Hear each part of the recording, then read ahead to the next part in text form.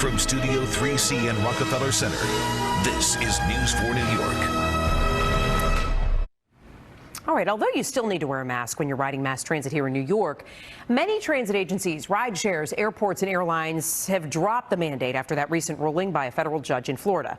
So now that this choice is yours, some of you might be wondering whether to continue wearing your mask or not. So joining us now is Dr. Ayman El-Mohandes, Dean of the CUNY Graduate School of Public Health and Health Policy. Dr. El-Mohandes, thank you for joining us this evening. We appreciate it. Thank you for having me, Natalie. Let's start with all this confusion. We know there's been a lot of it. So public transit and planes, who do you think should still be wearing masks?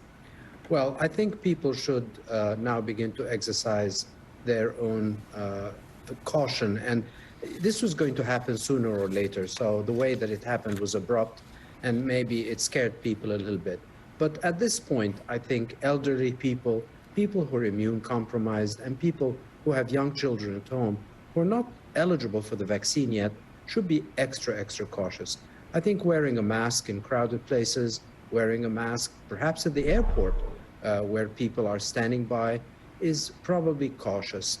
Airplanes today are probably well ventilated, better so than trains, and trains probably better than buses, and buses better than taxis and Ubers and share rides. So we need to be extra vigilant when we are perhaps in a small car with other people. Make sure if we're sharing rides that we have an honor code, that if people have symptoms, that they should test, and if they're testing positive, they should probably refrain. But generally, I think people who are especially vigilant should be the elderly, should be people who are immune compromised, and people with young children. And remember, we still can get the booster, and many of us haven't yet. So you talk about that, Dr. Mohandes, so you talk about the people most at risk there who are still trying to be cautious. How can they give themselves an added layer of protection when they're surrounded by people unmasked? Well, number one, get the booster. And if you're eligible for a second booster, get the second booster. Wear the mask yourself. The mask will protect you, although it's primarily meant to prevent the virus from spreading from an infected person, but it will also protect you.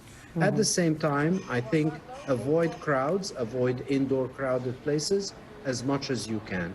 These are the things that I think are most important.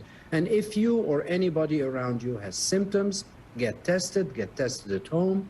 If you know you're going to have a gathering, everybody should get tested before they come together, especially if we know that there's an elderly person, there are young children, or there are immune compromised people in that gathering. Yeah, you talk about that honor code. I think that is so important as we're gathering. All right, Dr. Ayman El-Mohandes, Dean of the CUNY Graduate School of Public Health and Health Policy. We do appreciate you joining us once again this evening. Thank you. Thank you so much.